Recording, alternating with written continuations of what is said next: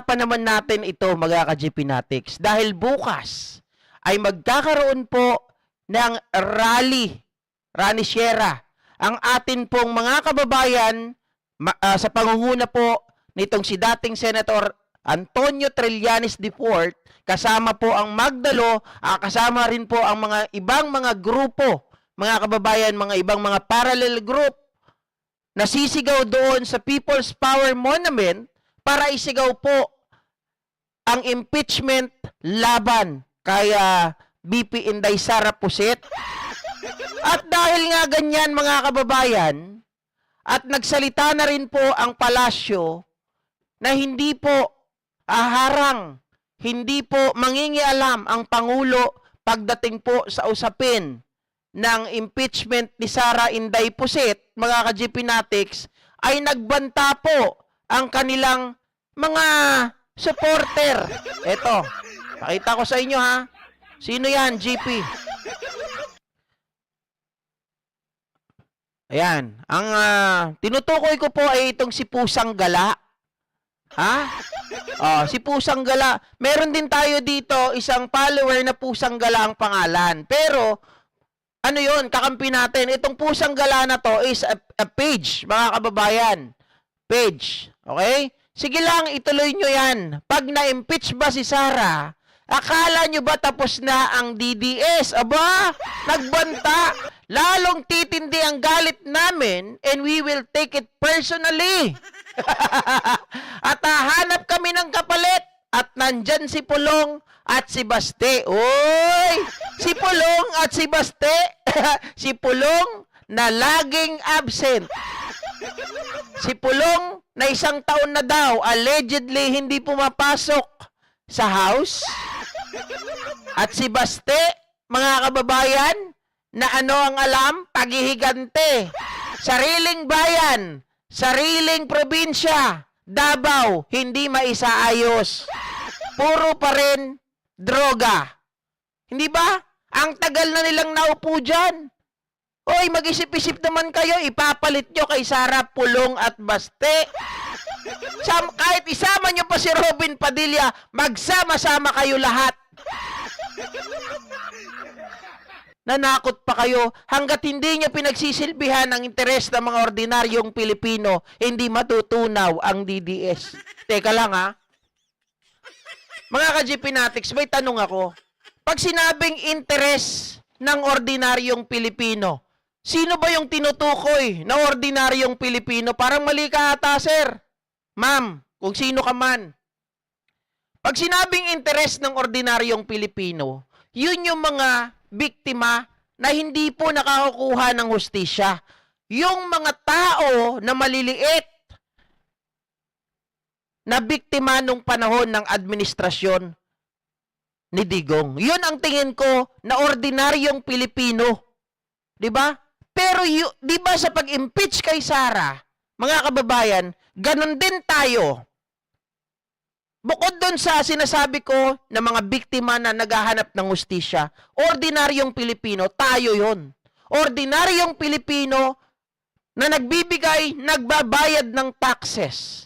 Pero ano ang nangyayari, mga kababayan? Papayag ba tayo? Yung mga Pilipino kagaya natin, na yung pera natin, ang gagawin ay gagastusin within 11 days or 7 days? Na bago na yon, hindi na 11 days, hindi na 19 days, 7 days na lang. Kasi hindi kasama yung Sabado-Linggo. 'Di ba? Tapos pinapapaliwanag ng COA para mag-submit ng kanilang mga dokumento. Ano ang sinubmit? Acknowledgement receipt ng AFP na wala naman silang binigay na pera. Di ba yun po ang tinatawag nating ordinaryong Pilipino? Tayo po yun. Nangangailangan tayo ng kasagutan. Pero hindi po tayo pinagbibigyan. Pinapatawag po sa Kongreso. Pinapasagot sa mga katanungan. Anong ginagawa? Dinidedma po ang Kongres. Di ba? Pinatawag yung kanilang mga disbursing officer. Pinatawag yung kanyang mga tauhan na nasa ilalim niya.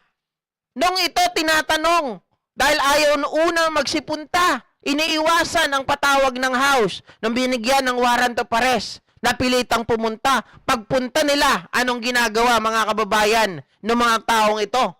'Di ba? Anong ginawa ni Sara? Ginulo ang House. Natulog doon sa Congress, mga kababayan. Nagkunwari pa, pinatay ang ilaw na sila daw ay nandoon pero pinatayan ng ilaw. Pero nung pinuntahan ng mga pulis, ma'am, pwede ba natin sindihan ng ilaw? Sige, go ahead. Pero ang nakita natin, na habang siya ay nagsasalita, habang nagbabanta sa Pangulo natin, walang ilaw. Paawa, ipek lang ang gaga. Di ba? Tayo ang ordinaryong Pilipino. Interest natin. Ang pinag-uusapan dito, kung gusto natin mapa-impeach si Sara Duterte, yan ay karapatan natin. Dahil naniniwala tayo na kapag hindi po naging accountable ang mga taong ito, ay gagayahin lamang na mga uupo sa gobyerno or yung mga nakaupo sa gobyerno ngayon, patuloy lang silang gagawin at uulit-ulitin ang paggasta ng pera ng bayan. Karapatan po nating malaman, karapatan po natin na masagot ang ating mga katanungan. Hindi pwedeng iahang lang tayo sa ere. Hindi pwedeng, mga kababayan, papayag na lang tayo sa mga sagot nila Senator Bato na merong Mary Grace Piatos doon sa Davao, may-ari ng City High. Marami doon, mayayaman sa Bunawan. Di ba?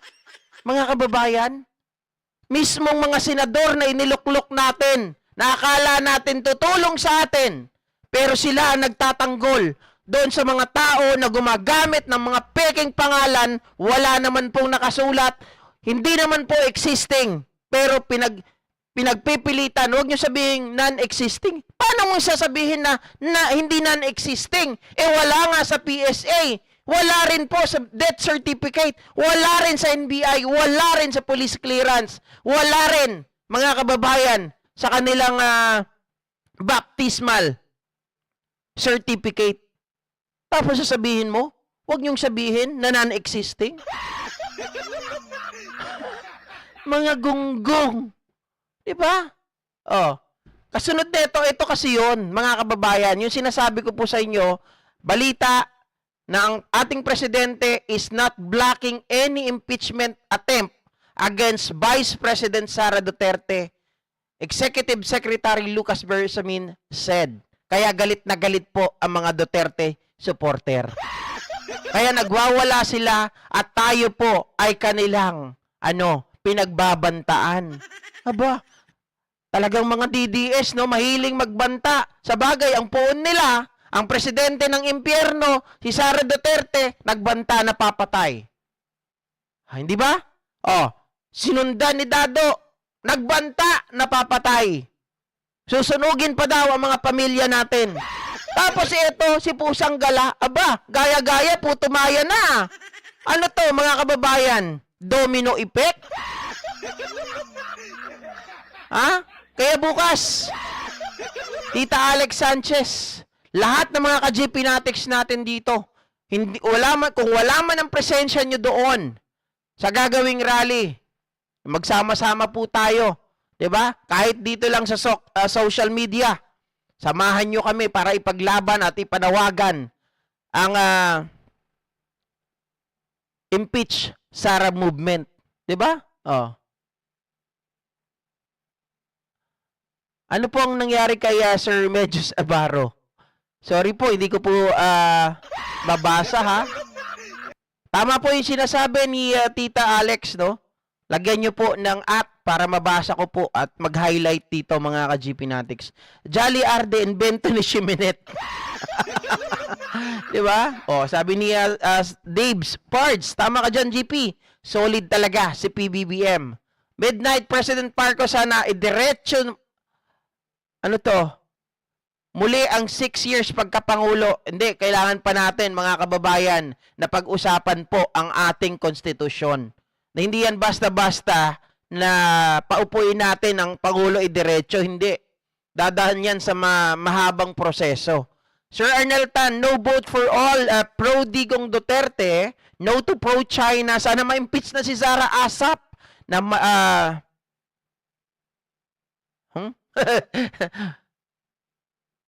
Di ko mabasa yung dulo. Ma'am Janet Kaluwag, sabi nga po, Sir GP, it runs in the blood. The shit blood. Ma'am Alex Sanchez, tita, anong oras sa LS mo para hindi ako papasok sa trabaho, bunso? Ang oras kasi ng tawag dito ng event bukas para kay Trillanes kasi sa hapon daw ay meron pong ibang event. Iba naman yung tao na gagamit ng People's Power Monument. So ang binigay lang na available time is 9 to 12. 9 in the morning until 12 and the tanghali, mga kababayan. Norma Tanyo, opo, ka-GP Natics, dito na lang ako sa SOCMED magrarally impeach Sara Duterte. Test Paraon, dapat po mabago ang 1986. 1986 ba? Then 1987 Constitution po yun para ma-extend si PBBM. 1987 po, hindi 1986.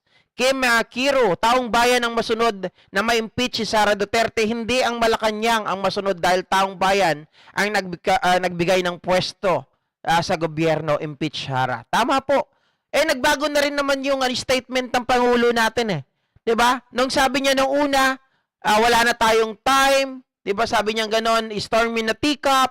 Pero nagbago na 'yan, mga kababayan. Iba na yung sinasabi ng Pangulo na hindi po siya mangingimi, hindi siya makikialam, 'di ba? Hindi po nila pipigilan ang impeachment laban kay BP Sara Duterte. At nakalagay po 'yan sa Constitution.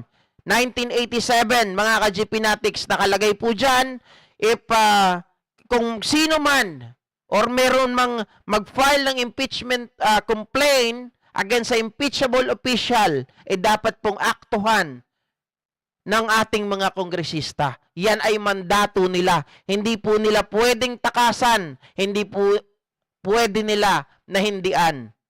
Ang pinag-uusapan na lang natin dito, kailan?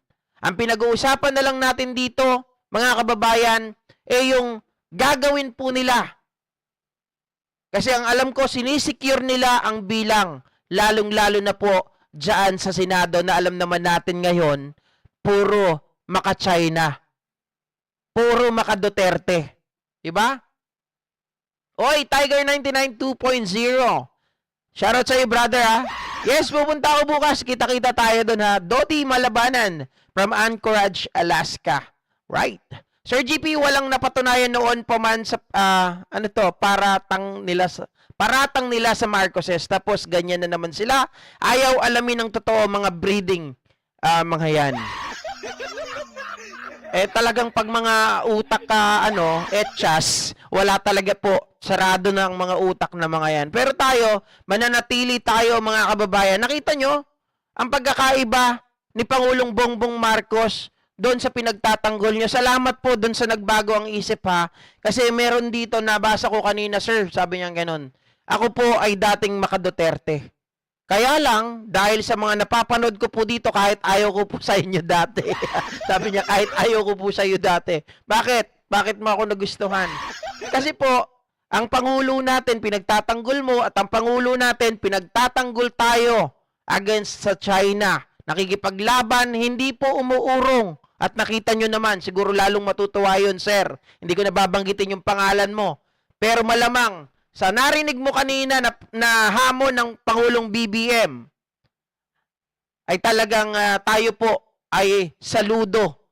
Tayo po ay magiging proud na Pilipino sa pagtugon ng ating Pangulo po laban dito sa mga panakop, laban po dito sa mga bully. Diba? Nakita po natin ang lakas ng loob ng Pangulo natin tungkol po dyan sa usapin ng West Philippine Sea, dyan po sa security natin. Nakita nyo po kung paano po siya magsalita. At alam natin, hindi lang yan salita. Hindi kagaya ni Digong, puro pangako. Diba? Nakesyo, pupunta raw sa teritoryo ng China, magtatayo, ilalagay ang bandila natin. Nung nanalo na, anong sagot niya, mga kababayan? naniwala naman kayo dun. Siyempre, tumatakbo ako nun. Oh. Hindi, porket sinabi ko, gagawin ko. Patay tayo dyan. Ah. Oy, beauty, shoutout sa'yo ha. Gemma Raffle, sir, sabay daw yung anti-Marcos rally. Kaya hindi daw pupunta si Aling Marie bukas sa rally sa impeach Sara. Ah. Hindi, ganito, mga kababayan. Gemma Raffle. Ang alam ko, base po sa aking mga nalaman, kaya nga ang ating window time ng ating rally is 9 to 12. That is because yung susunod ay sa mga kila Cielo Magno ata yon. So sa atin 9 to 12. Okay, 9 to 12 impeach Sara. Okay? Sa pangunguna ng mga Magdalo, ganun din nitong sila Trillanes, syempre. Tapos pagkatapos po nun, 1 o'clock, yun naman yung rally ng mga nila Cielo Magno ata. Syempre hindi tayo doon, sasama ron. Kung sisigaw ba naman sila ng impeach sa PBBM, aba, hindi tayo sasali doon. 'Di ba?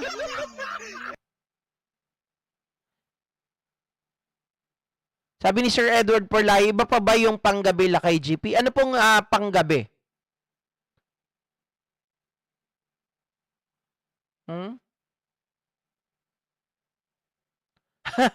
Sabi ni Arya79, GP mukhang tahimik na yata si Argo, na-miss ko siya, mukhang nag-PBBM na rin siya.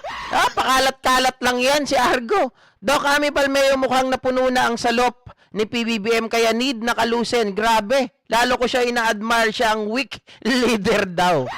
See?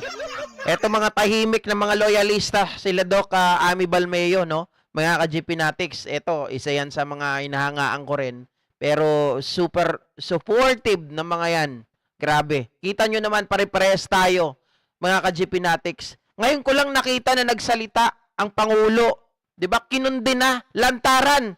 Mga kababayan, hindi kagaya ambush interview, hindi kagaya ng ambush interview ni Sara. Sabi niya pa, ulit. Diba? Habang siya yung tinatanong, teka, ulit. Diba? Totoo. Merong ganong interview si Sara Duterte. Hindi siya nakontento. Sabi niya ganon, take 2. Kasi hindi siya sanay ng ambush interview. Okay? So ngayon mga kababayan, dahil